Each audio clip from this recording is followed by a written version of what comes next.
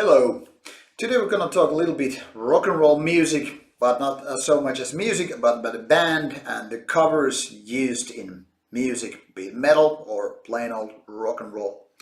Now, those of you who know Finnish band Lordi probably already know what's going on, and if not, I'm gonna talk you in a little bit about that and this thing we have here today.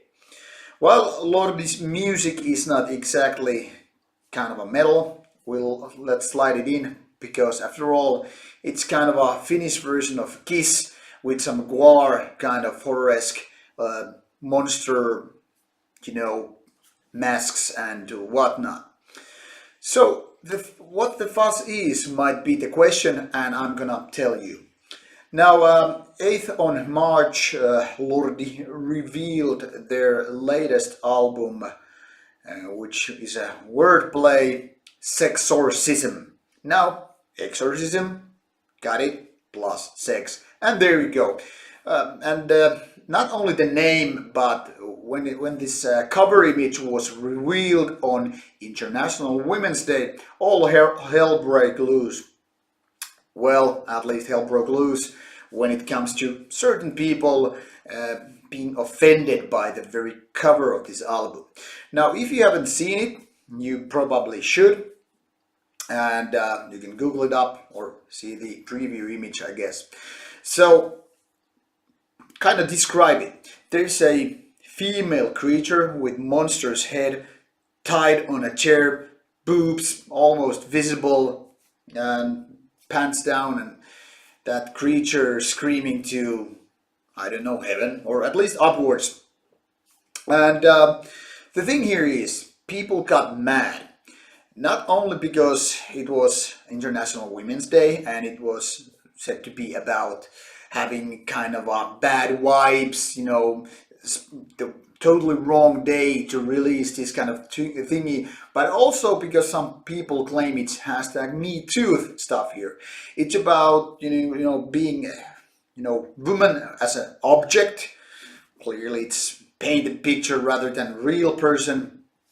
And it was also claimed that this is advocate rape culture and women being objectified and all that stuff. Now, this one conversation I was reading about on Facebook was kind of like, what the hell is going on here? It's just like before I got to see this image, because it was not linked to the conversation, but rather just mention that I'm not gonna link it here because it's so grotesque, it's gonna make me sick. So people should actually Google it up instead of put it here. That is on Facebook. And I was like, okay, I'm gonna just Google it up. It's gonna be something really hard, because I mean, like, why else would it advocate this kind of talk and discussion and people getting offended and feeling bad and all that stuff. So I was kind of expecting something like what Cannibal Corpse did back in the 80s, 90s, with their first albums, which were like banned in some countries like, Germany and whatnot. Think of like Butchered at Birth and all that stuff. So I was expecting some really heavy horror, gore, I don't know what kind of image, the kind of stuff that actually would be like, okay, that's like brutal, man. Like, yeah, it kind of tells you that this album is some kind of really badass music. But no, clearly it reminds me of the great classic horror movie, The Exorcist. Being a woman with this kind of a demon's head, sort of possessed, and hence tied down to the chair. Well, the difference is to The Exorcist is that meanwhile in the movie there was this teenage girl or pre-teenage girl anyway, and this is like full-blown adult woman with big boobs and stuff, but it's not like it's naked. There is no nudity and rape. Like, since when exorcism has to do anything with raping people? Then again, we could also debate if there is any sex in that picture. Come on, it's like a demon-faced creature. Surely it had boobs, but I mean, like, who would bang that kind of demon if that was sex in question? So basically, these ladies were kind of saying that showing, women's breasts is just equaling to either rape and sex. What happened to, giving, food to babies? I mean, like, is that also considered a sex thingy when, women show breasts and, feed the baby? You can see breast, at least parts of that, as well as in this particular picture. So does it make it sexist? And me too, come on, this was not a real person. This was not anything advocating, okay, this demon creature, female or not, should be raped or anything like that. And there's so many other fallacies in these discussions that kind of like made me like, what the hell is going on? Like one comment was about like, the Lordi band should have been thinking more truly this cover image, because it's not like it's 80s anymore. Well, that's a common fallacy called chronological snobbery. It doesn't explain anything where it's like, no, we're not living in the dark medieval times, like, or it is 2100, so these kind of things shouldn't be happening anymore. That is a fallacy which doesn't actually explain anything.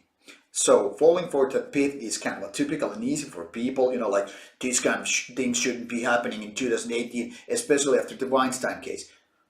Sorry, but no, these have very, very little, if anything, to do with each other.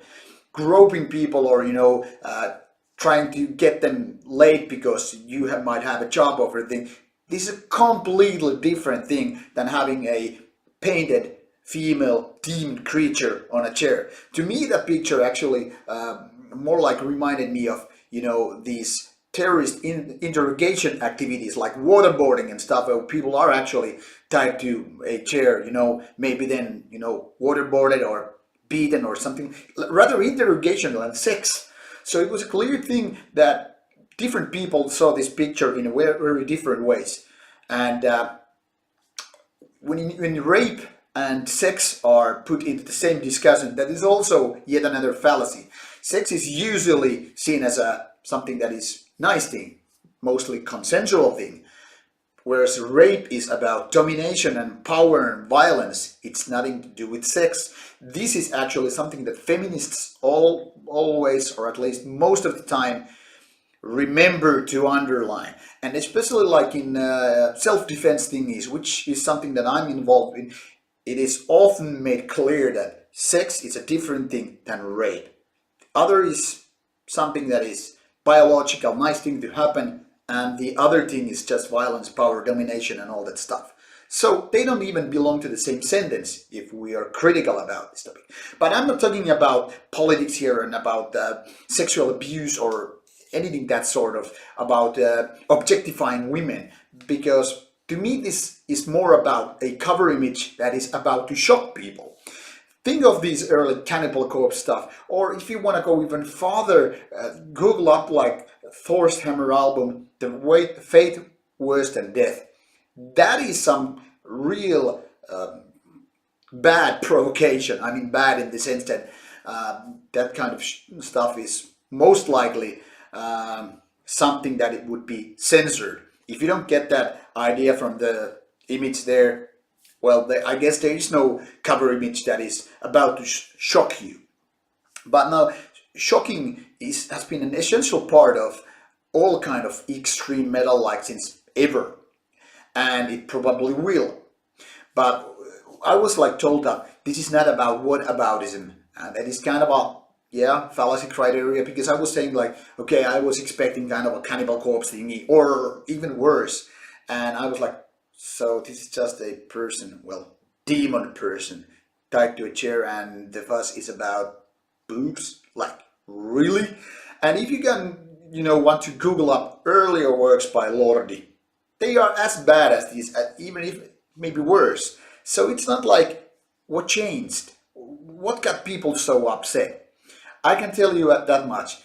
People who are into Lordi's music, they will get this, album, whether it has this kind of a cover with bad taste or anything. And those who are offended by this very cover are not going to buy it anyway. So I mean, like, what gives? The thing is, actually, I find it kind of a clever marketing idea, because now people like me who are not into the music of Lordi are actually talking about this album. I wouldn't be even, aware of this album if it wasn't for this kind of cover discussion. So now we could theorize that maybe, just maybe, these people are bringing this up and, talking about bad taste regarding the cover image, just in order to do kind of a viral marketing thing, like, oh my god, it's so horrible, how can they do that, it makes me disgusted and sickens me and all that stuff. Like, soon my friend will have more royalties coming up, because people are actually buying this album because it's so horrible.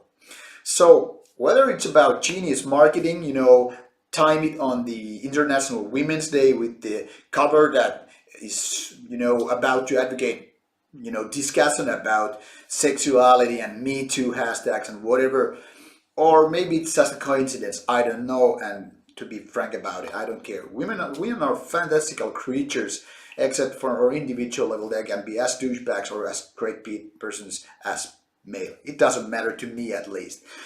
But the thing that rock and roll cover image still manages to shock people involved in metal music and rock music in 2018, yet another chronological snobbery comment here, is like, wow, I totally didn't see this coming.